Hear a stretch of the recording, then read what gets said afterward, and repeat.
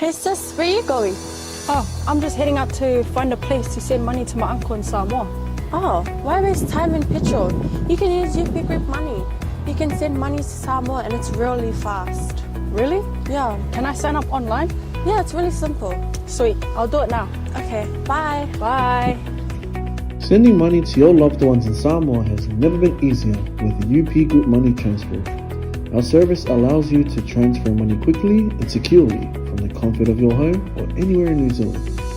Your family and friends can conveniently pick up the money from over 40 villages across the Polo and 𝚟𝚑𝚍𝚍. No matter where they are, we've got you covered. Our user-friendly online platform makes sending money a breeze. Just visit www.upgroupmoney.com. Sign up and start sending money in minutes. We're here to help. If you have any questions or need assistance with signing up or sending money, please don't hesitate to contact our friendly support team at 09558 2896 or 0800 877 328, or visit us in the office at 6/22 Station Road, Ōtahuhu, Auckland 1062. Experience the ease and reliability of UP Group Money Transfer today. Your family and friends in Samoa are just a few clicks away from receiving your support. Visit www.upgroupmoney.com now to get started.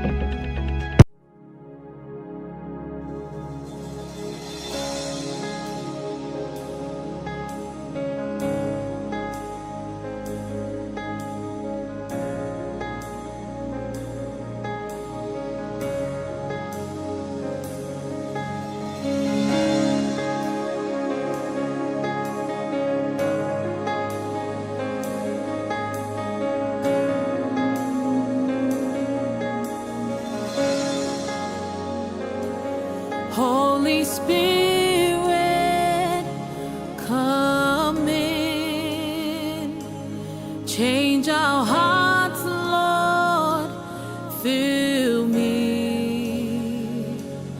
Holy Spirit, we welcome you.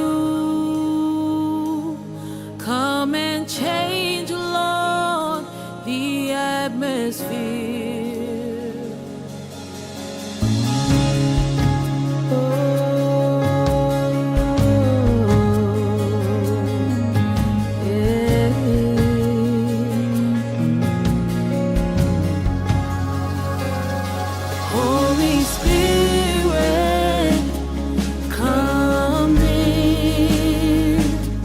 Change our hearts, Lord, fill me.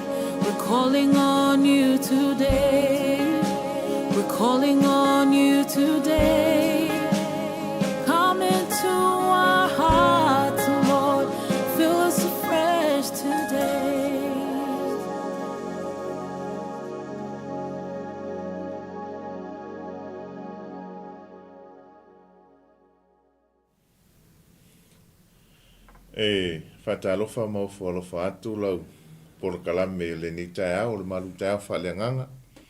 Ia i le alfa i mai whanunga le lei le pa i mōlunga so tātou atunu. Tātou mafuta i le nei TAEAO i le alofa maleanga le lei o lo tātou tā pausidio i le langi. Ia i lungo le ala ata le Global Kingdom TV i lalo le taitainga le sunga le whawhengainga. Ia Pastor Mikaele Bretta, ia male whaletua ia Sarah. Le e whaatalofa atuai i le nei TAEAO i le pa ia mawalunga so tātou atunu. Mai au sina se ia pa ia se ua pito i titi le nei TAEAO. Talofa lava. E mai le tala le whaisalamu. Vivi ia tuia ia Iova o tou o nu ese umalava. Wha ne e tuia ia te ia o tou tangata umalava. Wa ua tele lava lo na alofa mai ia te i tātou. O le wha maoni foi o Iova e wha avavau lava lea.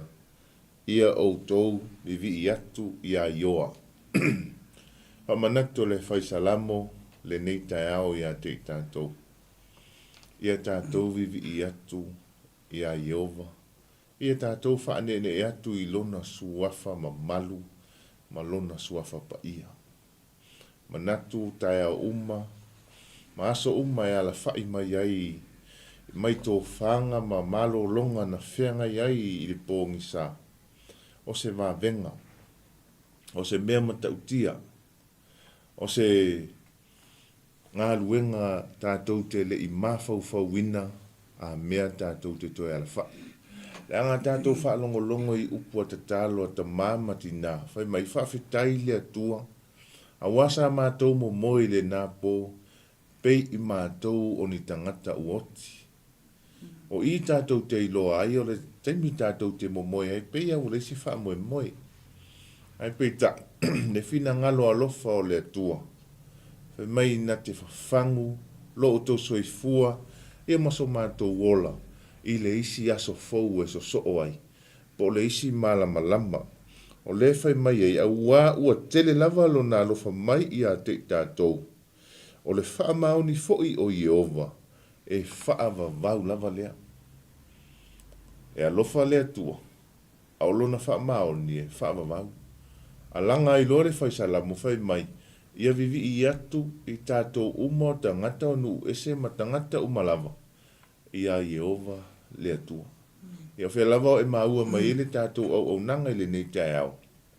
Ia, a whai fo ina ngalo sau whaafetai, po sau lotu i lea tua ina ua e ala whai mai ile nei TAEAO fou, ua e tuai i le usu le ngā luenga, wa moli ina o le whanau le aonga, nua na o na ta pena ta avale oloa. Ia, tātou te talo whaatasi. Tātou vivi i whaatasi ai i le nei TAEAO peno i ele pese a mata, na a mata ile tātou pol kalame, tātou te whaafetai ai le nganga pa ia, ma whaafeiloa i le nganga pa ia. Awa o ia lea na awina mai e Yesu Keriso, e taito olua ina i tātou, i so se mea tātou te iai. E le nei TAEAO tātou te talo whaatasi, e avele tātou whaafetai i le atua. Ia, whaasolo atua i le tātou o nanga le nei TAEAO, wala awailea i le tina o le ainga, nā te taitaina i tātou se te talo i le nei TAEAO. Ia le tua, mātou whaafetai o elu mātou atua le nei TAEAO fou. Se TAEAO whaapopole elu mātou wola, ia me se fo ile soifua se mātou atunuu. Whaafetai lau tau singa, malau leo ngai i mātou le poa na polo, mātou tamā. Na mātou momoi, sa mātou le mautonu, pei mātou e woti, pei taitama. Loa lo fatu noa lea ua mawhai ona mātou toi au lia maile nei TAEAO. Fo iluvi inga ia te oelu mātou atua. Wa e ui lava, te lua teime ngalo ia i mātou lau fio pei tai o e tamā. Sa e leo ma e pui lo mātou wola, sa e leo lo mātou lufafo, lo mātou lufale, lo mātou iei lunga o moenga lo mātou tamā. Vi ia lau o fio, o no lo whawhaasoa ia i mātou, i lea aso ma lea aso lo mātou atua. Mātou iei nei TAEAO, whapoponga la mātou por kalame, ia o le whaamalosi fo i FAALEAGAGA, TAEAO taitasi ia wale sawalinga se mātou atunuu. Ia le ngata lo mātou atunuu i mātou fo ia o lo whapeona whaatinuina le por kalame lo mātou tamā whesoasoani i la mātou sa valinga malaua fio. Talu tamā, whaau umai oe le nei TAEAO, ngā tia o mātou tangata whaatau waa, a ia hali oe i mea o mā mātou te whaia lo mātou atua. Whaau ula o fio i mea whainga luenga, ia me se fo i mātou le au whainga luenga lo mātou tamā. Ina ia whapeo nā luma le mana lau upu, a ia ina se anganga mo lo malo, a e sili le vi ingo lau fio. Ka manui le sunga le whawhiangainga, ia Mikaele Poreta, ma whaitoa ia Sara, ia me se fo i le tā ua le nei visiona o mātou whao ngā ina, ai le nei au o nanga lo mātou tua, e whaatino ai, ia la mātou fo i savalinga, ia me se fo i le mātou au o nanga mo oe lo mātou tamā. Anga lei mai lau fio le nei aso lo mātou tamā, ia fo i le vi inga ia te oe mea malava, mātou te whaia lo mātou tua. Talo lea wala to lo sofa Yesu Keriso, mātou wole ma vala awa tuai. Ala langa whaatasi le whanau le atua. Amen. Amen. Amen. Amen. Tātou whaamanu le nā, tātou whaaftai whaatasi ai, i le alofa maleanga le leo le tātou atua i le nei TAEAO. Na wā mā ua te leilo atu, pe whape i mai le whainga mālolonga, na whea ngai masi o tātou atu no. Nisi fo i nā la whai le oli le nei TAEAO. Nisi fo i wā la whai mai le whaanoa noa o no mawhtanga pe leo ta tala il maliu maleoti. Ai whamanatu pēr ma taulongolongo atu pēr lau porkalame o le malu TAEAO whaaleanganga e ia te oe le atunu pele. Oli ma fia i le atua. Le anga whai mai le tala le whai sala mo le aso le nei na whai e le ali. Tātou te oli ma fia iai. Pe tātou te ala mai wa iese tasi wa amia e le atua, whamanatua i a te oe. O le oti, o le aso, o le fia, ma le aso, o le oli. Ia tonu foi e tātou te le i ei foi nise le i o i le langona lea, ia, ma le tūlanga foi na iai le ala whai mai le isi aso fou, ai whaafeiloa i e se tala whaanoa whai mai ua alu le na pele i a te oe. E whamanatu le angana iai le mea na tupu i le fo e sa whai atu se tulou, i le ala mai le TAEAO matango fie na tapena e le atua. Ia ai, whaafeiloa i e le wala upa i a le atua i. Sio tamaan, tausi. I le TAEAO po, le TAEAO sengi whai mai na o ai a Maria ma le kai asi le tuunga mau le TAEAO sengi. Ia ai, whai mea o atu o toi tū le li whaola. Ai pe ta i le ala whai mai le whanunga le leo le aso fou. Ai o langona le siu leo o siu ta mau wala au i lo ingoa. Ia o na ua luantu lea, whaatala noa. Mau whai atu la, ta o le whare mai.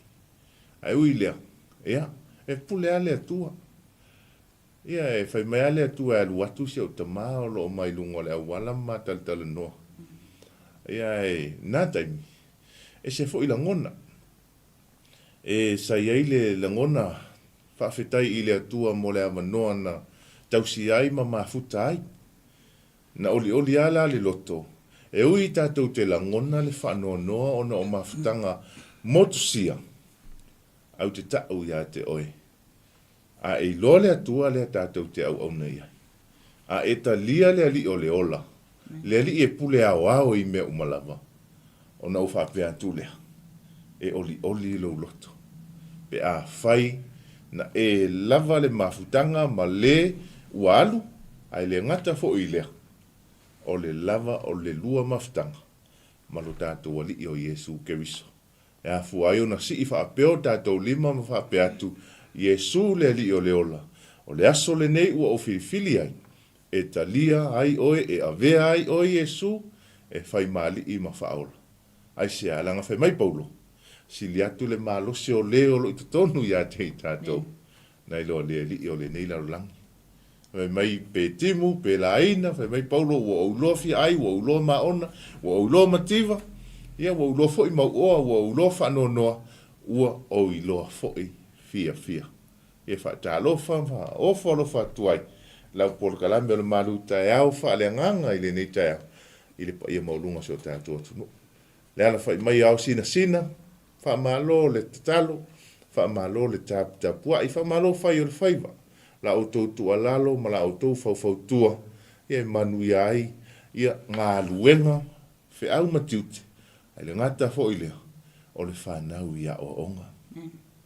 Sunga i whawhengainga mana i o lātou whaletua, lo lātou lea nā watausi i lea aso, ma lea aso o le turi vae, ma tatalo i lea tua. Wā le manuia o nuu, ia o so se awhioanga, tutonu e ka le sia, ai le ngata fo i lea, tutonu o ainga, me se le whanau ia o onga. E le whaingofie le ngā luenga nei au nā lea tua, o lo whaapeo na iai tutonu a o tau awhioanga, po mātou nuu, ia so se atu nuu. O lo whapeona wala au ai e lea tua le soifua o au auna, e tā lai le tala le lei a Iesu Keriso. Telo tangata e fia mafuta i ainga, ai peita ai watu ua e au auna lea tua o latou ainga. Ai whapea ona o atu e no nofo i nuu malala whanga. Ona o le tala ina o le fina ngalo o lo tātua di o Iesu Keriso. Mālo whai o le whaiva, mālo le tautua, ia whaamanuina le suafa mamalu o lo tātou wali. I lātou whiangai whiau mga aluenga. Le usua i le malulu le ngā tailene e ia tunu. Ia so se vaenga fo le nei larolangi. Ai maiselama se o tātou atunu pele o Samoa. Le usua i whiau mga aluenga o le tautua ino a inga nuu ma e ka le sia. Whaamalo le onsa. Whaamalo le whaatoa. Whaamalo fo i le whaamalosi. I whiau mga aluenga o tofia ilo o tau soifua e lea tua e au na mga alulu e ai. Whatalo whai le whanau a onga. Ia inisi o lai wō lea onga. Nisi fo i o nai whanau a pia. Dad, Mom, he ese ala ta whaalongo le ni TAEAO. E whaale seki ia. E whai atu e ala, e te nofo me. Ia, vili atu ia sa ta whaanoi. TAEAO tusi sa tusi whaanoi. Ia amu ia nei vai tau, o leo te lea na wheso o tai i runga o penga ta whailangi po o telefoni. E whai i meli e whaanoi ai alo ma whanau o la aso. Ia, tusi ale tusi whanoi, ia siau tina, ia wa whai fo i langi le fōlang. E il tei me tau le lei e le tusi a siau tina. Io no fa maina le ola wanga vale tusi ai le o mai e vatu lo se tusi fa no e le se tusi tasi ya le mater fa ya o ine tusi ya o oi ya tingala na le se tusi ata mama tina ina vai tau ai fa mai al fa ya o ine tusi ya talo fa ya lo ma fa na fa talo fa tu ya te o le ni tau a fa ye na te mafuta mai na te ya lu le onga manatu lau por kalame a te oe le uso le tua fine le whanau pele ma ai le avanoa langa iei atala whai a onga e whai so mai e te matua loa e toi fia onga ia o le au ngā watuai o le taimi ale nei wha o ngā te tau le avanoa na tu ina tuai oe ta māmatina e te alu le a onga ai alu fo i le a onga awane ingalo o lo ta mama lo tina le whai a onga. E te le alu atu e te a fo ile ingore mea. E te whaaline o manatu mani o langona i whai a onga. Wale nei vai tau le sawa o le soifuanga. Ua whaapea ifo le tamaititi a onga. Ua sili lo nā tamai le whai a onga. Na ala ona ave oe i le a onga. Ina ia o ina o i le poto sala lau. Whaalongo la mausita i le whai a onga. Ai pa ngā.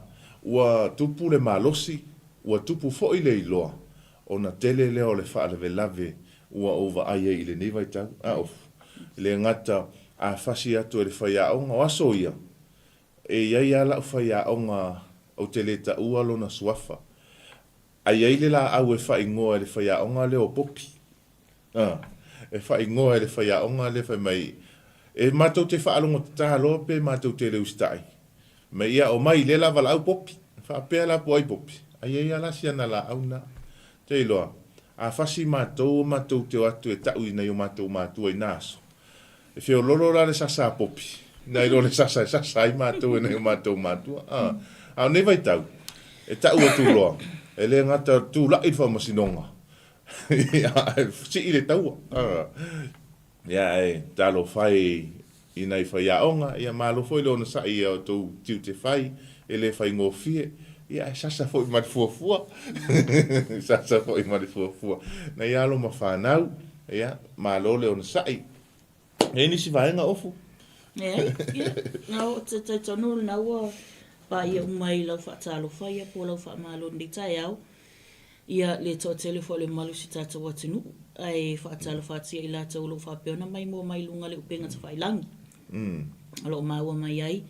Ia le tātou po kalamele nei o le whapaponga nei o tātou malu tā whaaleagaga. Ia so taitasi. Pe ona ia lau au nanga le 𝚘𝚘𝚙𝚢𝚑𝚝 TV. Ia if lau e sosoani atu. So tau au fo i lau mai mua mai. Sosoani lau savalinga. A o tātou iai i le aso muli le nei. Aso tolu tasi le nei. O le masina lona fitu. Ia po le masina i ulai. Ia le nei tau sanga lua o lua wha. E se leanga leo le atua. Awai le. I le malu e tautonu. Ia o loo tau whaitu sa i tātou le alo whamaleanga leo le atua. E ui lau peo na tā ua. Ia o nisi o loo whapea o na whetaia i ma whaafitauli. Ia le ngata i leo whaanoa noanga. O na le malanga maliu maleo ti nisi pele. Ia le ngata i lea. O nisi lawa fuafuanga o loo whianga i se tātou atunu. Ai tali tonu le loto. Ia o loo whapeona anga le leia le atua i lo loto. Ia mai se fo i lo soifua. O loo whapeona e mai mua mai i le nei TAEAO. Ia mawhi soani mai e fo i whaamalo si au mai fo i le au whainga luenga. Ia so taitasi. Pe o na mawai. Ia tātou pa anga maasani. O loo whapeona whi soani mai fo i le tele o aso. Pe a whaatino tātou po kalame. Ia so taitasi lunga le o nanga. Ale 𝚘𝚘𝚙𝚢𝚑𝚝 TV. Ia, e leo te wawa ia tu wawa ilele. Ia i lava nisi o tātou sponsors maasani. O loo whapea o na ngafa ma le tūlanga lea o loo ofa mai fo i pe tu mai fo i lato tau au. E whe soani i tātou pokalame i le aso ma le aso. Le alawa i le tātou major sponsor. Ia le i le UP po le Up Group Money Transfer. Whaaptai e tuai, ia lato soani mai, le ngata i lea. Ia ole soani le Alia Tours, alofa tunoa Pentecostal Manirewa, ole Kula, ole Moa, Prince of Peace AG, Protect Automotive, ole Serve with Love Catering, ia ma le 𝚟𝚑𝚍𝚎 Kitchen. Nisi neo company, ia pen fia e tu mailo lato tau au, ia petu ina mai fo ile lato soani. A wale tau mawhainga fo i o tātou por kalame. Ia i le aso ma le aso le ngata i lea. Ia o lau au nanga le tātou wala ata nei. Le o mwhai ai ona e mai mua mai. Ia o mātou nofo atu fo i. E whe soani ia pe whaalau tele fo i le malo le atua i le aso ma le aso. Ia o tātou le anga i la e tu i le whaitoa ma le whaitoa. Ia ala o maua le nei avanua. I le ngata na i nofo mai lo mauta ma lo lawa ma e mai mua mai. Ia o loo whapea fo i ona mātou ngā lulu e fo i le neitu. Ia e tā la ile fina ngā lulu tātou atua. Ia pe whaamalo si fo i le savalinga tātou iai. Ia o le facility. O whai oe malilinga. Mene. O whai oe malilinga i tauno lo whaiwhainga luenga. Tauno lo ainga. O whea lava le whaala potopotonga lo o e iai. Ia po o whai oe mwhaavevesi. Po o whai oe malilinga. Ia e matua ia ni mea lelei, matua ia le file mu. Ia pe whapea foi o na whaatino ni tūlanga lelei. E ari ai pe vi ia Iesu. Ia le tua. Tātou manatua i tātou lau kerisiano, pe o na tā ua telo tātou pokalame, tātou lavo tu si whai tau ale laulangi. E na ona sasi lavo se mea, ia whaasino lima ma whaamasino i tātou. E awa tātou te matua i hei tātou le whaamasino. E le aia se a whaina pe a whapea o le laulangi. I lātou e le o iloa, le fina ngalo po le whaolatanga le atua. Ai oka se whaanoa noa. Pe a whai o le matua ia i tātou, le li o ale nei tātou le au kerisiano, po o tātou le au so o Iesu. Ia ona tātou whaasino lima, ma whaamasino le tasi. Ai whai i tātou ma le lenga le nei vai aso, le o ngā tonu le vai aso, a o lea ua mai ale nei masina. Ia, tātou a mata le lei le masina o kuso. Masina o kuso. O le masina le o kuso. Ia, leo o toi manitua e sia o leo o kuso wa lesi. Ia, moni. Le whemei na lua o. Ia, sa o le lei. Tō ngane nei, ia, na whapeona onga mai lau pe na mafuta foi. Ia, tūlanga ia o onga i to tono malifa. Ia. kasi foi le kanga fesoasoagi e fagakaika i le aso ia ae faamālō atu ai le suga ia aukuso Faevangalia. ia po suga faevangalia mafuta mai ia le gata i lea o le tina ia naia mafuta mai na Amerika Samoa ia manatou foʻi o tatou ma Amerika Samoa e lē tusa tatou aso e lē tutusa foʻi e tatou taimi peitai ia e tulituli lava le tina ia taimi e faaalo atu ai tatou pokalami ia le ngata na tapto po mai foi matalo mai ia lo fesoasoani mai foi ia tatou i le aso ma le aso ia tatou po kala mele nei TAEAO va pelas fa manatu ia tatou fai tatou ma le lenga ia fai tatou matava ai o Yesu fai tatou mo office boy le tu Amen. e peruna e sefulu ia lo no fai upo tolu onu ia fai tatou ma fe au fai tatou ma se tasi fapeona ola e se nganga ia ai awa tatou te tau mawhai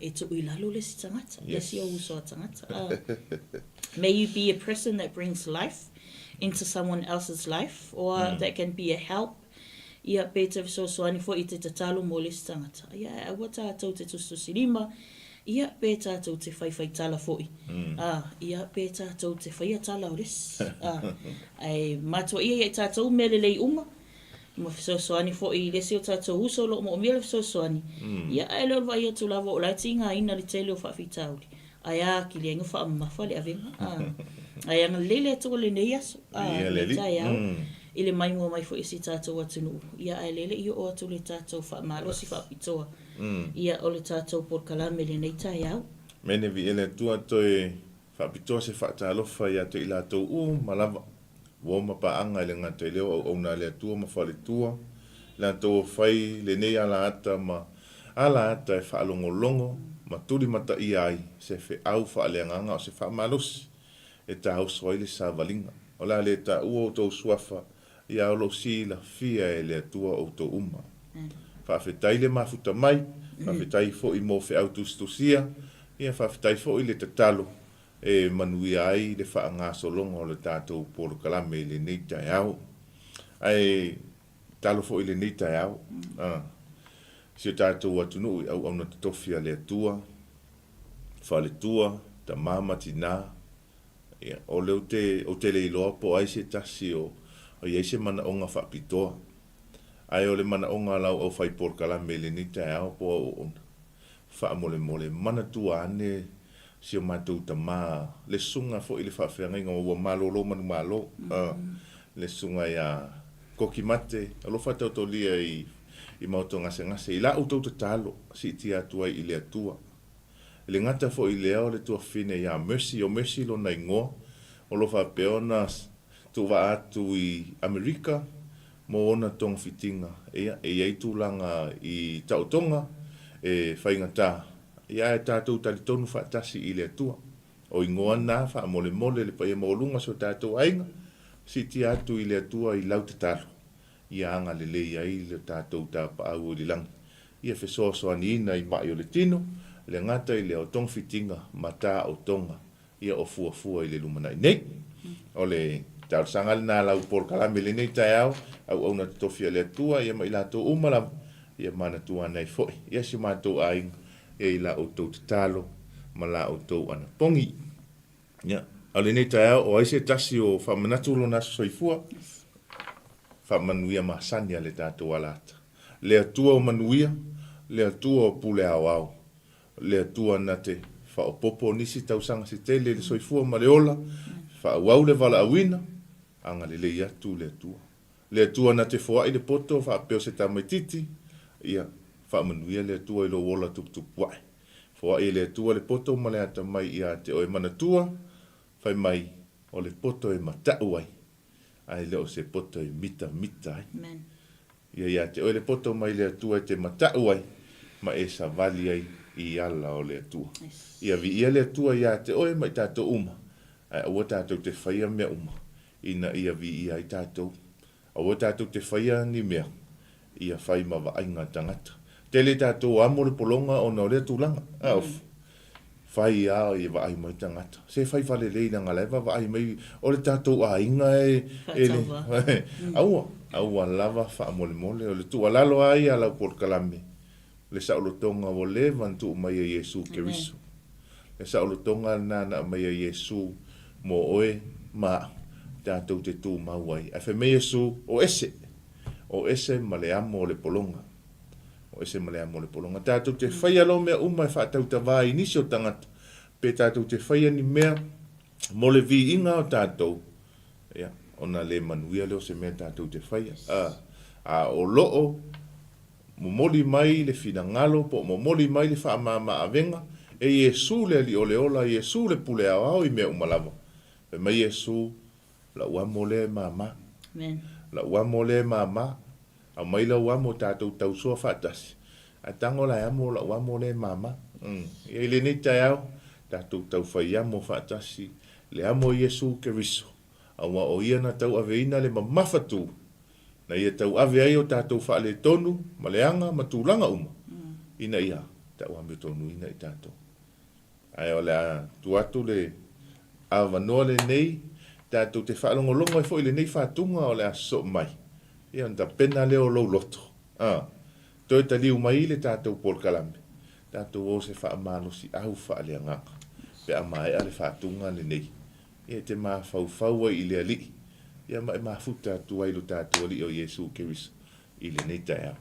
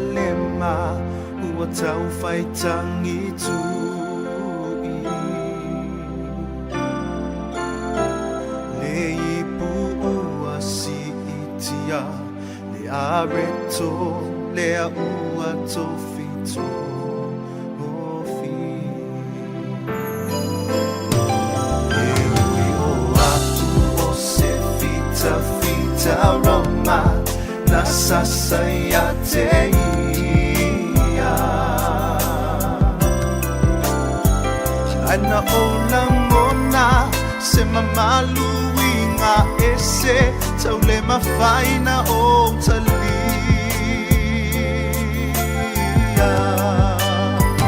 na pongisa lelangi inawa alanga lo utama talia mailo wanganga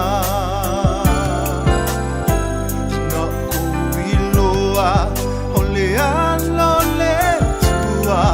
Lena tangata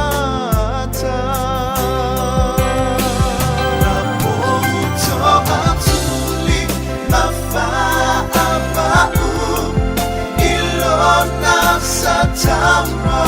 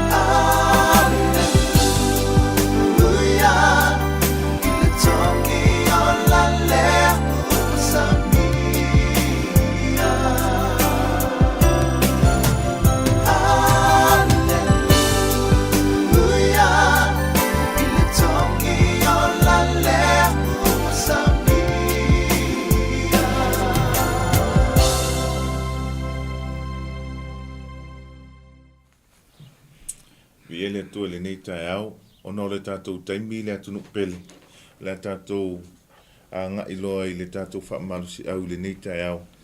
Maua le tātou tusi e whaiese tātou maru TAEAO FAALEAGAGA, mo oe mai tātou uma wale sa walinga le nei aso, i le Luka luna mata upo e 5, whai upo e 4 se ia whangata mai le fitu. Ua umalana launga, ona whetalai atu lea o ia Simona. I nātu tu atu ia le loto, ma tu i whaio o tu upenga e mawaini ia. O tali mai Simona ia te ia, lea li ie. Ua atou le pō, ua tinga ina i mātou, e le aini mea ua maua. A ona o lau whetalainga o te tu i whai le upenga. Ua umona lātou whaia o lea mea, o na lātou si o mia lea o le awi a tele lava. Ua māsai ailu lātou upenga.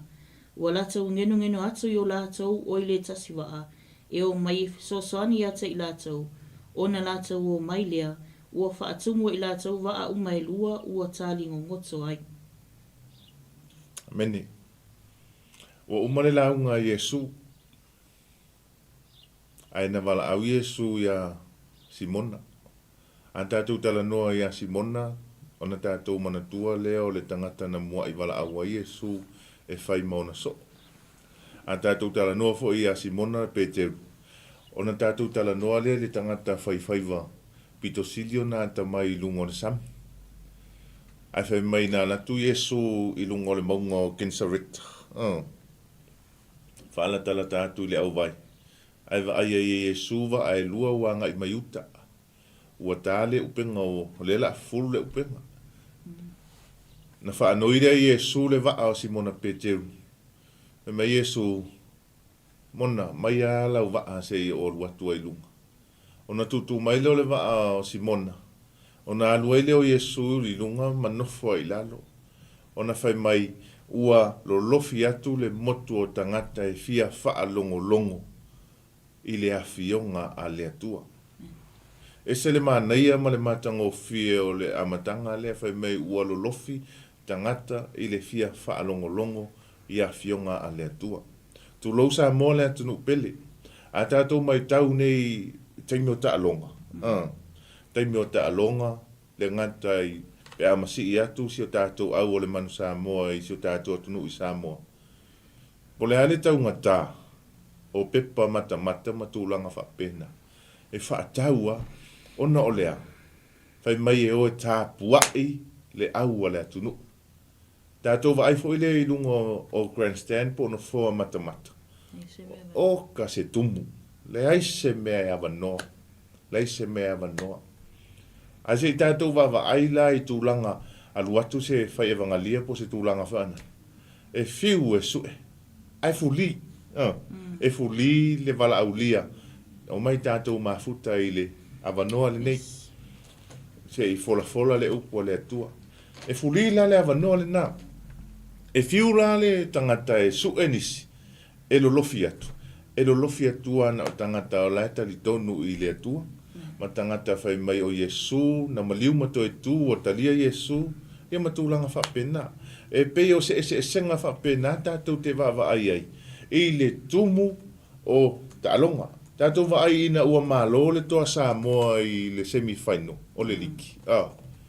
Le awanoa. E manu malo ane le toa Samoa o le waweao o le asosa. Ua ta pena ia tāpua inga. Ola se toa tele. Ua lolofi ia e whaile ta'alonga leo le liki lau te Samoa e mori mauina. Wha e pu o umai lalo le wati. O umai lalo le wati whai mai o le whaalinga o le langolango ma le fia. Mai mau pena tu Yesu i lunga o le wati le taimi. Mau pena tu Yesu i lunga o le wati le taimi.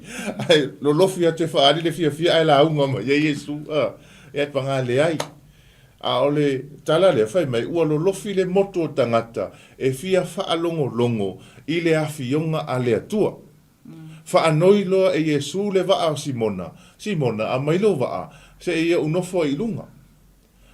Uma loa lea. Ua uma le launga Yesu whai mai le tala. Ua uma lana launga o na whai atu lea ia Simona tu watu le waa i le loloto. Nai loa tātou a tātou whaanoia se mea mai se tasi o wō po se tasi a inga. E le ngata ina toi whaafoi. Ai ave ma le taui. E toi whaafoi le mea na e whaonga ina. Ai te mana tua, pe te mawhauwhau, se sina mea e taui ai lea. Leanga le lei, ia male talia fo i o se talo sanga atu i le mea whai ngā luenga po se ase mea na mai e te whaonga ina. Na iloa la Iesu, o alu le po, o whangongota le hua li ia, e le se ia. O le fu ila iloa Iesu, le mana onga le i le hua li ia, fia maua ni. Whai atu lo Iesu, ina ua umona whaonga le va au Peteru. Tutu watu ala le va ai le loloto Peteru. Tu le va fai atu mai Yesu Peteru tongi rai lalo le upenga ai panga lava lea le manatu lava lea a fia ai tātou e fai atu le isi e fautu atu matu ala lo atu oi ai fai mai fo ilanga o ia e poto mata mai langa tau mia tātou ila ngona tātou va ai tutono tātou a inga le talia e matua ni fautuanga se tulou ni fautuanga le whanau mai whaalongo le mele mātou te whai atu ai. Whako ako wola nga ngafi. Au whaalongo, whai le mele mako ki whai aku ai. Whai ia nisi tūranga tātou te whaalongo ma maua le tala lea. Whai le mele mātou te whai atu ai. Ai aua le whai le mele mātou te whai. Ia, e whanua noa ai le nātu langa. Langa, mana tua le whanau o le mea poe ata. E muli atu le whanau i mele whai le mātua. Ai fai mai le tala Iesu, tu le va ai le loloto tongi lalo le upenga, ai fai mai le tala Peteru. Leli ie, walu le pō mātou whangongota e le seia. Ai ona o lau whetalainga. E usi ka i ala pe kelu ia Iesu le tala Iesu, ala i ai le masalo salo i to tono le loto. La i ai le masalo salo i to tono le loto Peteru. Ai longa e maua ni ala nga walu le po fa feo na fai mai le tangata le tu le upenga ilalo o le wao a walu le po fa ngota la fo fa fia ilalo le upenga e le ai ni e maua a le fo ka umana la unga fa me ko ngi le upenga ilalo ar kala Yesu ko ngi le upenga ilalo e maua mai ai ni ai teli o le mema ta utia e la fo atu le upenga o te ista mo Peteru le ngata ina tumu le upenga ia ma sai le upenga ai te vala aulo ua te vala aula ia langa fo ele ma fai ele va ale tasi ona au mai umai ai lunga ai vala au i isi tangata ia le fa na o se pitaio vala au ia ia to ino simona o mai e fa so a hui ai lunga lo va ale tala le tu spa ia mai to titi ango ngoto i va ai lu e se lale mata utia ale se mea nga ua avele mena tupu o le vavenga ma le mea ua va ai ai Peteru na suia mai ai le wha mawalunga ma le loto mawalunga na ia Peteru o ia o le whaifaiva e le aise e tasi e tutusa mai a vea ma loto mawalalu na suia mai ai lo na wha mawalunga i lo na poto ma lo na ata mai e le aise e tasi e tutusa ma lo na iloa i le whaifaiva i le sami e a vea ma wha mawalalo o na wha pia ifo lea i lo na loto wha alongo mausita i a siri le ngā o le mamui poa ana o le wha alongo le tangata lea o te le maua i ai ane mea matango fie ma le manai o lo ta ua na i loa lo e Peteru ka kangi lo makuri o Pekeru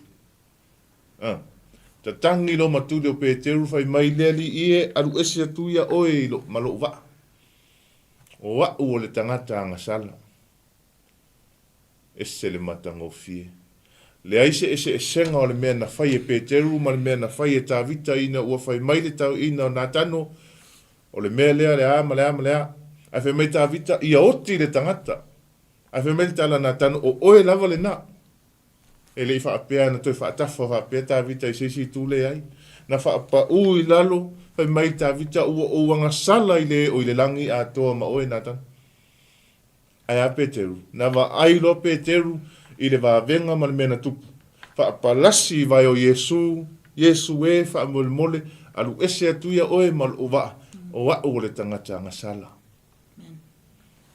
tangi le tangata ta utino o ia o le tangata nga sala fai mai le yone le mua le yone mua fai upu iva ta utino atu i le atua tātou angasala, ma tātou wha le tonu, a wā e wha maoni o ia, e wha ngalo i a te tātou.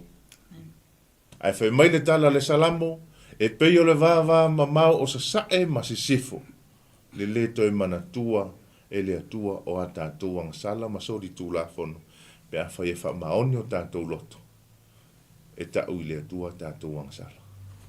I le nei TAEAO, tele tātou o lo tāo fiofi i le papa. Tele tātou o lo tātou whango ngota i le papa. Tele tātou o lo whapea o na tinga ina i avenga o le mawhauwhau, o le loto, matali tonunga, ma le whautuaina, ma le manatu wha mawalunga, a mea o tātou ua loa le mea lea, a mea o tātou e le talia se whautuanga, a mea i tātou ua sili atu nei loa. O se tu alalo ma se wha malosi wha le nganga mai a i lau porkalai me le malu TAEAO. O le anga lele i atu o le nganga pa ia. E wheliwa i nai. O tātou loto wha mawalunga, ma wha pea atu, tu o tātou wa ai le loto. Wa ai lau upenga, wa ai o tātou upenga, o loo iaini maunu le lei o loo iai tutonu. O loo manao Yesu e lafo tātou upenga i le loloto, ina ia maua ni a se tele, la vea ni a nganga se tele, mo ia malona finangalo. Tele a nganga o loo le iloa, ai pangalea le tātou upenga o loo lafo tutonu o le fale, lafo tua fale, tua maota, ma tua lawa, na e lafo iai la upenga. Toso mai na la pisi le mena e sau, faile tala o lea, ala te tari tonu i a Yesu. A fe me Yesu lafo atu i le loloto, e lavea i maini a nganga o loo le iloloa. Lafo le tātou penga i le loloto, e lavea i maini a nganga o loo le iloloa, mo Yesu malana whaoletanga. Fe me le tala Yesu, Peteru, au e te fefi. O le aso le nei, e te maua ai a nganga e teli. E te maua i tangata e teli. E te lavea i aini a nganga se teli. E le toi whaiwhaiva oi le sami. Ai ole a vea oi ma whaiwhaiva i tangata. Tātou manatu o loo manao Yesu e a vea i tātou ma whaiwhaiva. O le manatu Peteru o ia o lo na vala awina o le whaiwhaiva i le sami. O le whaiwhaiva i le sami. Ai whai maile tala le atua. Na o wala awina oe, ma o filfilia oe. Ai te le i whanau e le i whaia foi oe. E le i wala awina Peteru le sami. Na wala awina Peteru i le ele. Po le ai tātou o tau soifua ma mātou ola atu le nei vai tā. O umana iai le wala awina o wala awie o tau e le atua mai mātou. Ai po le ai le wala awina. Ai a fuona tātou maua le wala awina. Turi vai le atua e whailoa mai. Whailoa mai lona finangalo i a te tātou. Pese a i lona finangalo i le whaongaina. Oi, ma tātou whangota i le loloto. Ina ia mauani a se tele. Mo le atua ma lona finangalo. Mauani a nganga se tele e lave a ina. Mo le atua ma lona finangalo. Tu atu i le tina le ainga. Viele tua, whaktai i nei TAEAO. Le tātou whaamalosi ia pe o na iai. O le upu whaamawha ia tu le loloto. Pe o na iai le tātou tusi pe o na whaitawina le nei TAEAO. Le ai whaape o na peis mai le tātou whaamalosi. O le tala nei. E le ngata na whaata mai iai wa venga na whaia Yesu. Ai o i foi. O lo whaata mai iai le tu a inga tu langa. But the kind of life e tatau o na iai o tātou o langa as Christ followers. Po o tangata o lo o whaasa o ina. Po o tangata o lo o ta ua o so o Yesu. Ia po o tātou o lo o tali tonu mo muli muli ia Yesu Keriso. Lea whaatata mai iai i le tūlanga e tatau o na iai. Ua tatau o na iai. Lo tātou soifuanga. Ia lo tau soifuanga ma so mātou wola au auna. Ia i le nei vai tau, leo wa iai le vai tau whainga tā. Tātou awa ai i le, o tele i matamata i le tatalanga o taalonga i le Olimpika. Pita, i o tele a ia tusto singa, Ia me se foi post foi ia o va ia i lunga le penga te whailangi. Ia, e se foi le matau tia. E se ale sau foi ia le te apolo ia ata mai, whaalau i loa mai foi lo na ia malo. Ia al facilitele. O feolo o tātou tutuai. Men. O feolo o e tuai i le vai taule nei. O e ma o le ngata kerisiano. O lo e tu pe i lunga le matawhanga ma e mata. E anga i mai le lotu wana o lo tatalo, pati o lima, vivi i le tua toi fo i lo mauta e toi nofo ai. I le manei o le mawhanawhana o lo palankeke, ia mese o lo alunga, e mese le mawhanawhana o lo tau whanga se i tu lo i nei TAEAO. Peita, whaamanatu i nei TAEAO le tātou pokalami, whamai. Tu le loto lau upenga. E nofo nei le matawhanga. E le aia se metu. E na o lo whaalongoina o le wheangia i le savili, e wha savili pe le ke relax fo i lele. Le ke fia le mana i o le savili mai, le paolo lalo le la au. Ma e nofo ai le matawhanga. E le aia se metu. E ta ele fo i le papa. E le aia se metu. E ke le malemo, e te nofo o le e le se me e tupu ia te oe i le tūlanga le te tūtū e le papa. Ai whai mai e so atu le loto, e ele me tupu. E le ngata na tau malemo, i tātou ia e le Ia, soi se o tō lua wa e sila fia le, i lo le se o tō lua. Ia tūlanga i ma tau ia e pupu. E le au peita, e le ia le au whaaleanganga. E tu le loto. E le ngata na e lo na e wala au i le atua. Ai whai mai, velo lo penga i le loto. Me ola se ke leo i e maua. Whai me le tala, le ngata na tele ia. Ma sailo penga, ai toi wala au isi tangata e o mai e whesosoani. Whai la oe mau, lea ua wala au i le atua e tātou te tā lai lona whinangalo. O wheolo o tātou tā lai ai. To tono o tātou ahinga, ia po olo e nofo pea i le mānai o tātou whale, o lo ua tātou na nofo ai mātia e nei o tātou ahinga.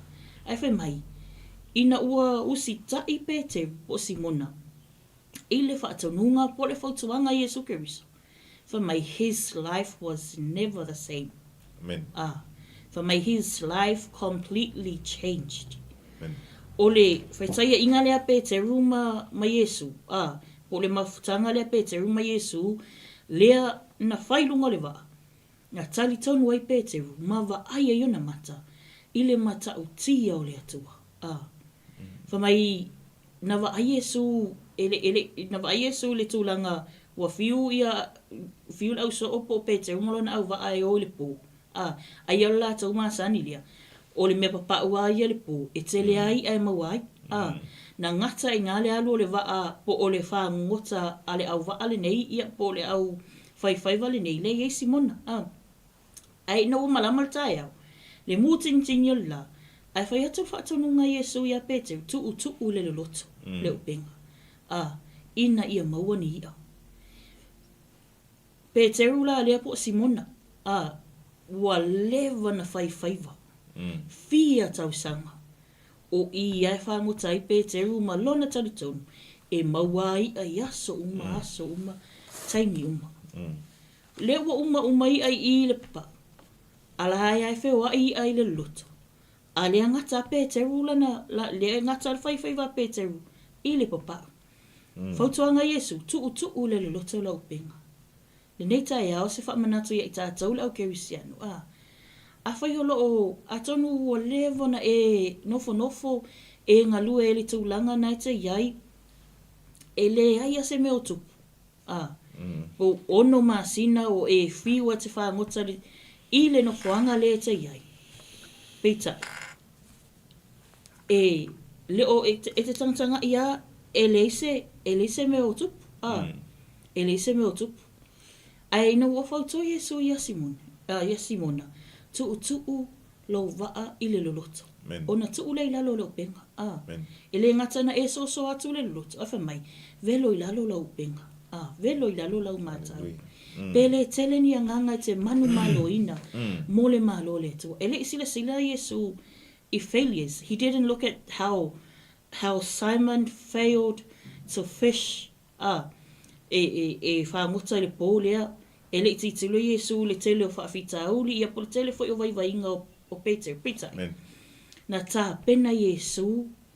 He prepared a solution that not only e tali whaafitauli o Simona. Ai na whaailoa ia Simona le matautia o le atua. Na avea maawala na whaamaulalo ele loto Simona. Mai ei loa ai. O le matua se o tūlanga lea na te whaia. Na iloa ia Simona. Ua lewa na whaangota le neimia. Ele ai ase le ni anganga o manu malo ina. O lo whaangota Simona ili papa. Ai whamei tu le loto le waa. O na tu le lalo o lau penga. Tele ni anganga o lo mo omia lau fisoaswani, mo omia lau fautuanga, mo omia lau whaamalo si au. Mo omia le upo le atua, e tali mana onga o lo o lātou no nofo ma I lātou. Peita, I lātou te le I loa. E lātou te le o I loa le tūlanga lea. Ona, o lewa na au mai le invitation e le atua ia I tātou. Tu o tātou wa ai le loto. Ona lafo leo lau upenga. Ia.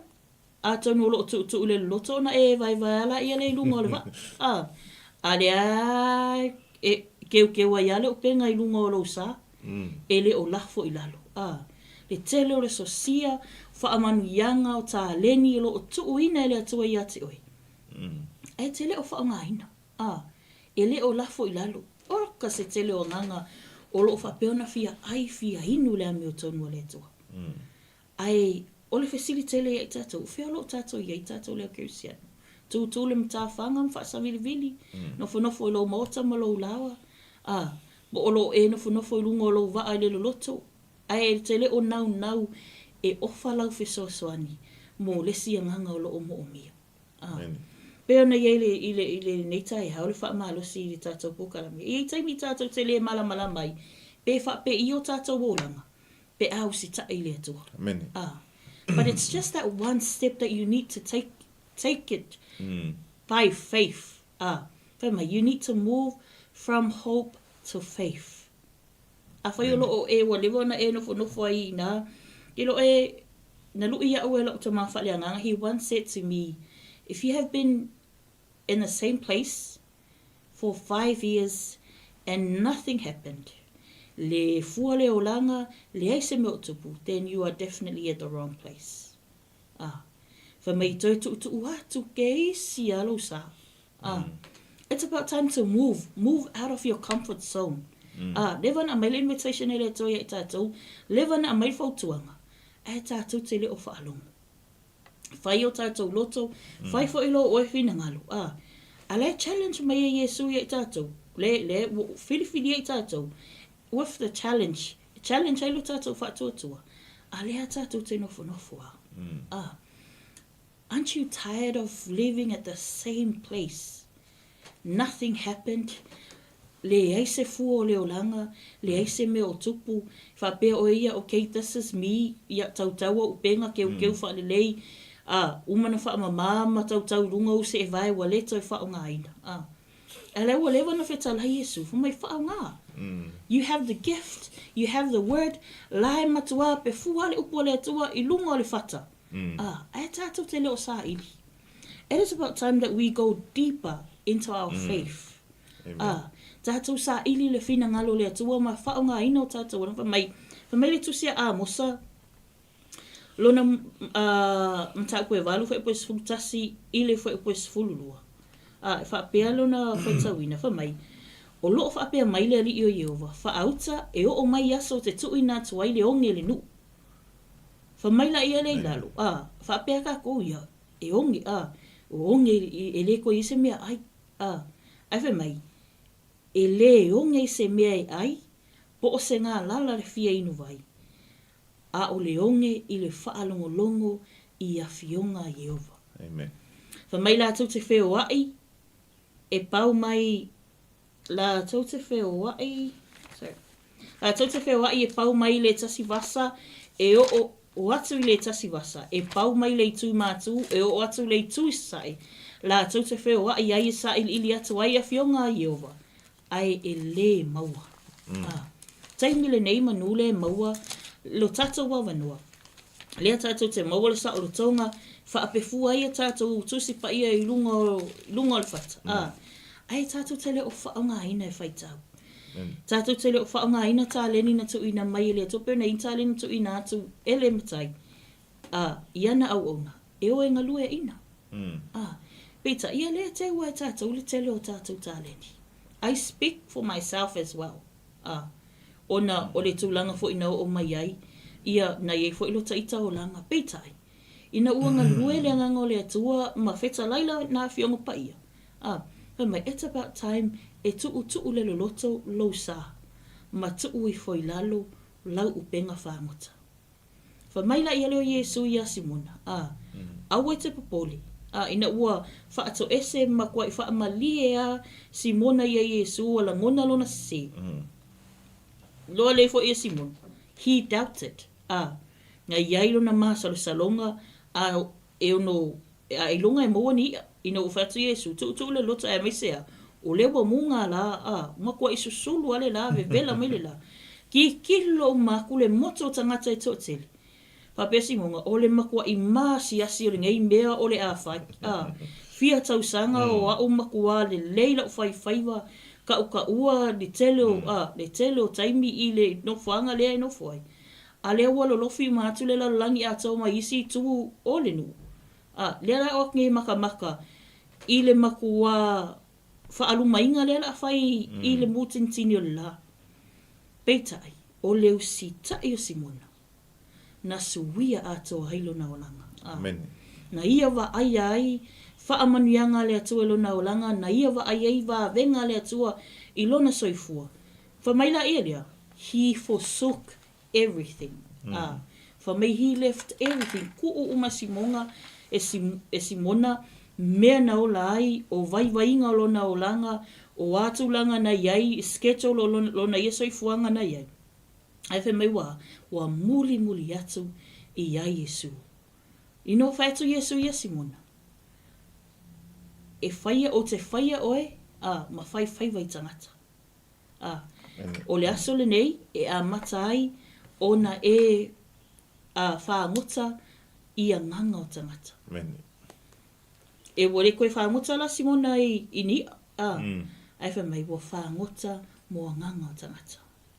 Whaamalosi tātou pokalamele nei TAEAO, tātou leo kerisiano, aua tātou te whaawaiwai. O le naunau ta inga lea ia tātou, o le whaamalosi. O le upu le nei whaamalosi. Telo taimi tātou whapeatu, malo whaamalolosi. Malo a pasta, malo a uso, malo a sister, malo a tua ngane le whaamalosi. Ai a tātou, o tātou whaamalolosi. Whaamalosi le nei TAEAO. Le tātou malu whaaleanga, peo na iei le tusine e Luka. Le ata wa aia e tatauna iei o tātou o langa, o I tātou le au whaaso o ina e Yesu Keriso po so o Yesu. Maila ia lea o le tusi le Great Commission le atua. Le hai Great Commission le atua. Mātai o lua iwa, whaiposu iwa lua sifuru. Ia o tau o atu e whai nuu umalava maso. O ina amata mai elinga luenga whaaso o Simona. Ina ua wala au mausi tai ile challenge na avato le topo le invitation na avato Yesu. Usi tai e lo Simona. Na ia whaiva I tangata. Whelo iai. Ale ua o mele tai mili nei lea ua tātou mauai le whaolata. Ngā luanga whaasa o lea. A whaila o lea na alofa le si tangata I ata ita po o oe whaasa o ina lo soifua whaasa o ina lo uola. O le tātou fo inga luenga le whai. O lo wala awina lea, o le tātou whaasa o ina o le olanga o se tasi. A whai o au, whaasa o ina le olanga o wailele whaasa o ina le olanga o lesi o na uso, o le tangata lea whaasa o ina le olanga o lesi fo I uso a tangata. O whaawawa yala ile, for me at the same time, o la wa expand atua ia, le malo le nei o le atua. Tasi ale nganga te manu malo ina, ai pati umai ale langi. Amen. Just one soul. You start with one. You win 1 soul, and then next time you win 2 souls, and then 3. What to yama fa'alau tele to yala ia. Yeah, at the same time, tangata umaya le na e fa'asoina, pena e manmaloina. Le fai ila tau lenga luenga, fa'asoi si tangata. This is how we expand le malo le toa. Le ngata na e fa'asoina, I follow up. Awa tātou te nofo. For my follow up. Ai fa pene te whainga luenga senga luenga. E ke le fia ngofo ia le tūlanga lea. Umane a 5 tausanga, 7 tausanga, 10 tausanga. O le tu mau alo te tongi. I le tūlanga lea na e amata mai i le amatanga. Le ai, may we all try our best. E tātou te me i lunga. E wha pēo na promote i tātou inisi tūlanga i lunga atu. E le ngata i tūlanga i seleni. Ia, ai e le tau te le fia nofo e se metas. O le koenga mentality lea, e te tahu na tātou whaongai na pe apalai, i lo tātou o langa whaaleanganga. Awa te fia nofo ia le nā mbea. Hawhai wa umalo taimi, then move. Yes. Move to another place. Move by faith. Te leo tūlanga lo whapena wala aulia, ai matala wa nofa mai. Once you accept le wala aulia lea Yesu, o wa e usi ta ile fina ngalo lea tua whamai. Te lea wanoa e lea mawhaina te tala e tangata, that no man can open, but God can open them for yourself. Amen. Yep. Tātou whaamalo sina TAEAO, wa whaopopo fo isi tātou po kalamile ni TAEAO. Isi tātou watunu, tātou whaamalo si. Au kerisiano, le au pa ia, i lātou uma o e alolofa moni a Yesu Keriso, tātou whaamalo si, i le alii malona finangalo. Alofa i le sianganga. Awa te alofa oe ia te oe, awa te manatu a ia oe na oe, awa te ai u le mea alofa wa wato le toe ia te oe. Awa te ai u le upu wa te toe le toe ia te oe, because it's not my word, it's not your word. Amen. It's not ours. It's God's word, and it is meant to be preached, to be proclaimed. If I lo atu ina ia manu malo ina, ni nganga mole malo le toa. Amen. Ngalele toa le ne yaso. Fai oe ma o mawha malo si au iles. Awa tātou te wha vai, awa I wha vai a oe ia te oe. Ma e wha vai a koe fuales ka ngaka leo au tafa. E wha malo si oe ia te oe. Pio na wha malo si o tā vita ia te ia. He strengthened himself in the Lord. You got to make that move. O man tāpena le tua, le whaolotanga mo I tātou. E li whapelang whapea mai le tua. Okay, it is a must. E kakauanga e whaalongo mai le mea le whai akuai. No, he gave us the free will. Amen. So it's you and I. E te tā lala whai te toa. E amata le lesi la asanga. Unless you move, e le ngalu e ale nganga o le toa. Whawhena ngalu e mele nganga o le toa. Pea whai o la e te nofu. O la se kero whaalinga lai a mai. Whailo mai. A lea e te nofu. Lea o lunga I le te lo whaalinga. A laia e te nofu. Amen. Whaasa vili le mata whanga ma e tūtū ma e mata. Ia I la tau lai whanga ngota I le loloto. But it's about time to make a move. Move on, forget what's behind.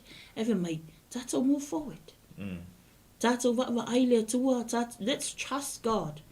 Because He can open all the doors for us. Ma mea e maua mai e le manuia. Le ngatana manuia o e manuia. Ewa mai, manuia e tātou umalawa. Mene. Ko masangia e isi tua ngani whaaleanganga I ngaluenga fo I Samoa. A saungi malanga pepa bea kakiala koe wha maungia langa loan. E koe am kala ula wenga mai. Manguia lo le mea lea. Le ngakanga manguia au. Manguia oe. Manguia kako. Whapenara le upo le atua. E le ngatana manuia au. Manuia oe. Manuia I tātou uma. Pe a whaapea e tātou te ngā lulue ma le wha atuatua. Amen. Anga lele atua e lau loto, ma lofina ngalo I le nei TAEAO Samoa. Vi ele tua. Tu ulo wa ai le loto, lafo I lalo le upenga. Ma I le isi ta maaloa, na alu sa ili fofo, ina ua fiu wai fofo ale la tonu. Ai lu watu I o afe mele tala le fo mai. Alu e ta ele le vai. Ai vai atu si toi ina le vai o le vai e palpala. Fai mailo ma le tamaloa. Sole, O lai e ia a pana ma whaarapa. Ma whaarapa I o le mātou nu. E se le mātou ngō fio le vai. E le ase se senga o le tala le tamalona. Ma lau tala e whaiso. Pea o walu inisi nu. E whai ala utala. E le maua e vai ia le vai sa fe e le mātou nu sa fotu. E malulu. A ta e le e mane se tulo. Pe me tala le tamalona. E sili atu vai lai o le mātou nu. Ai se isau fo I fafo malona fale ma whai mai. I le suafa o le tua e te malolo ai. Oi, ai ala kuli mai langa o ngo fe meu keru ka ele le vai. Ai ki la kul ko ing. E pala le vai e ka ele. Ai le ngakala si fa pe mai fo. Ai kofu e kasi ala kofu. Ai me fa fiku nga kofu. Ah. Ile manatu na tau ta ofi si ta maloa. Ai fa fitai na ai le tangata na fe soso ani ina si ta maloa na alu mala na mai papala. Na fai I ai. Fa mole. Fa longo mo stai. Alu e kofu le vai. Ngā le fikua, ngā le kofu wha fikua e ke malolo ai. Nere wha fitu se fulu. Le wha fiku se fulu. E ke le mamai o le vai mamala I o. A o le vai le fufurua o e te tulou. E te le maua le papau. E te maua le loloto. Ina ua mai a le fitu ma wha alongo mausitai I le fo mai. E tu mai lunga ua mama. Ina ua tu le vai le loloto ma lafo I lalo le upenga. Ina ua wha alongo mausitai I a Yesu. Na maua I a tele. O le tātou whaamalusi au le nasa mo le ni TAEAO. Tu ulo vai le loloto, whaalongo mausitai. E sili I le ngā o le mamue poa. Lafo le tātou penga, tātou manu malo ina ni anganga se tele. Ia wale atua malana whaaratanga. Lafo I se upu o le tau tamali ila o tau whaafonga. Ia, malu avi whale loto ma fina ngalo. Talo lava I le toto Yesu Keriso. E ui maa ngalo ai se o a o tau au auna. A le tatalo, I le mana o le anganga pa ia o le atua, na te momolina, lana fe au le nei TAEAO, e ia ina se loto, se finangalo, manu malo ina se anganga, ia mo le atua, ma lona finangalo. Wha amala maati le anganga pa ia o le atua, lana upu le nei TAEAO, mo I tātou u malama. Ai mana tua, asa ilisa u malu TAEAO, le lata mai mangele le astona, maua I le pai ma le vaisalu. Ia, wala au mai le sunga whaatonu po whele tues. E te alu atu lama te whaatari mai ai. A o le nei aso I whi au mga aluenga. Anga le atu le atua. Whaamanuia le atua I lava singa ese o whea ngai mali pa ia maulunga se o tātua tunu. Le tāpua inga ta mama tina mātutua. Whaafetai le nofta talo anga le atu le atua. Ia tātou toi wheilo. Ai fo I le naso lulu o mua. I le alofa male anga le lei o tātou tāpa au sidi o le langi. Ia le nei TAEAO. Manu ia tele fe au matiu te fe ngai masio tātou tunu. Whai u ofu tātou se talo le nei TAEAO. Whaftailo mātou ta mā, whetalaila wo fionga pa ia le nei TAEAO, tu le loto mātou waa, tu I foi lalo mātou upenga, o lo tele ni anganga o mia, ia lau whaaolatanga lo mātou atua, mātou ta talo lo mātou ta mā, ia whapeona ia inga, o mātou loto mo mātou anganga, ia mese fo inisi, o anganga o lo o mia lau fisosoani, lau upu walu atu, ia alu male mana, ia alu malau whaau unga lo mātou ta mā. A ia nā tia le whaatau waa I I mātou lau whanau. Talo fo ilo mātou ta mā, a wane I whaatanga ina le ti apolo I ngā oile upu watato ina I o mātou lot. Yes, Lord. A ia tupu ola, tupu ma whalalo mātou atua, ina ia whai molo vi ingalo mātou atua, ai atilia I o nā aliali o Yesu Keriso I mea o mamātou whaia.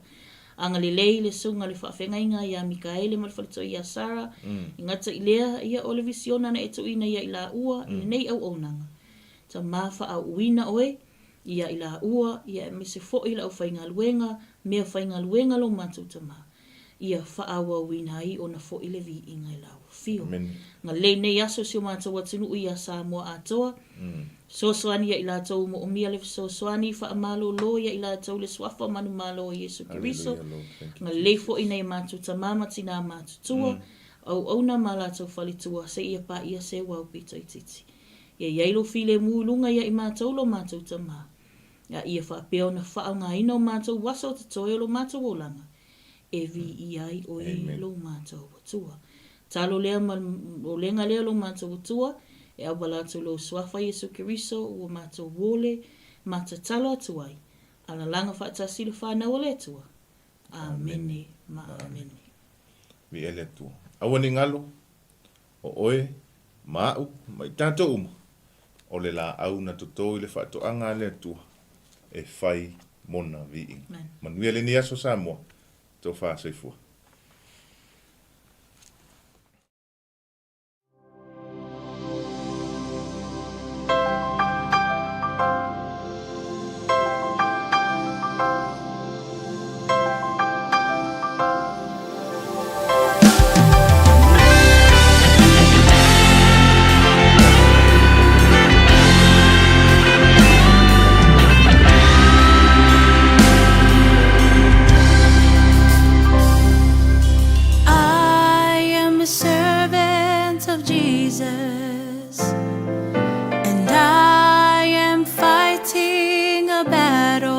Because he lives, I could sing to him a new song of thanksgiving. And I am a servant of Jesus, and I am fighting a battle. Because he lives, I could sing to him a new song of thanksgiving, singing hallelujah. Thank you for the cross, singing hallelujah for bringing salvation. Wonderful Father, merciful healer, you are my God.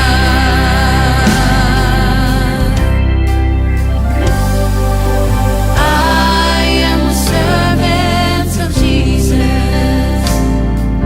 and I am fighting a battle. Because he lives, I could sing to him a new song of thanksgiving, singing hallelujah. Thank you for the cross, singing hallelujah for bringing salvation. Wonderful Father, merciful healer, you are my God. Let's say hallelujah. Let's say hallelujah. 𝚜𝚑𝚙𝚢𝚛𝚒𝚑𝚝.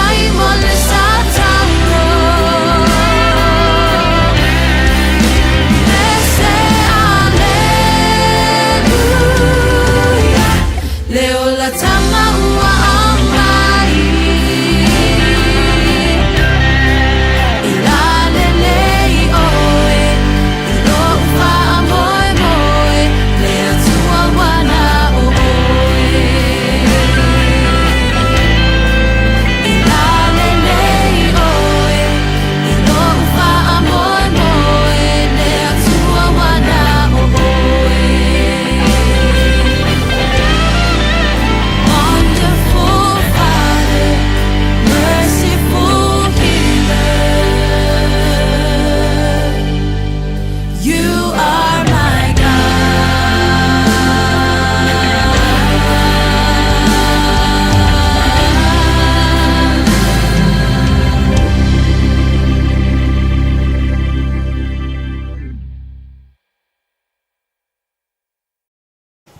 Hey sis, where are you going? Oh, I'm just heading out to find a place to send money to my uncle in Samoa. Oh, why waste time and petrol? You can use UP Group money. You can send money to Samoa and it's really fast. Really? Yeah. Can I sign up online? Yeah, it's really simple. Sweet, I'll do it now. Okay, bye. Bye. Sending money to your loved ones in Samoa has never been easier with the UP Group Money Transfer. Our service allows you to transfer money quickly and securely from the comfort of your home or anywhere in New Zealand. Your family and friends can conveniently pick up the money from over 40 villages across the Polu and 𝚟𝚑𝚍𝚍. No matter where they are, we've got you covered. Our user-friendly online platform makes sending money a breeze. Just visit www.upgroupmoney.com. Sign up and start sending money in minutes. We're here to help. If you have any questions or need assistance with signing up or sending money, please don't hesitate to contact our friendly support team at 09558 2896 or 0800 877 328, or visit us in the office at 6/22 Station Road, Ōtahuhu, Auckland 1062. Experience the ease and reliability of UP Group Money Transfer today. Your family and friends in Samoa are just a few clicks away from receiving your support. Visit www.upgroupmoney.com now to get started. Hey, is it true that your company can help us save money for our trip to Samoa? Yes, that's right. With UP Group Money's partnership with Vodafone Samoa 𝚟𝚑𝚡, you can save money while you're still in New Zealand. You'll need to register with UP Group Money to receive a Vodafone SIM. Once you have your Vodafone Samoa SIM, you can start sending money to yourself through your UP Group Money account to your 𝚟𝚑𝚡 account. You can only withdraw your savings when you're in Samoa. Oh, that sounds great and straightforward. Can I do my registration online? Yes, you can register for UP Group Money online. However, if you need assistance, you can come into our office and we'll help you out. For 𝚟𝚑𝚡, you'll need to visit our office to register and collect your Vodafone Samoa SIM. UP Group Money, in partnership with Vodafone Samoa 𝚟𝚡, offers you a unique way to save for your trip to Samoa while you're still in New Zealand. Here's how it works. First, register with UP Group Money. You can do this online or visit our office for assistance. Second, receive your Vodafone Samoa SIM. To complete your 𝚟𝚑𝚡 registration, you'll need to visit our office. And lastly, start saving. Use your UP Group Money account to send money to your 𝚟𝚑𝚡 account. The best part, you can only withdraw your savings once you're in Samoa, ensuring you have funds ready for your trip. Wow, that sounds really convenient. I can't wait to start saving. Exactly. So why wait? Visit our website to register with UP Group Money today, or stop by our office for any assistance. Make your trip to Samoa even more enjoyable with our hassle-free savings plan.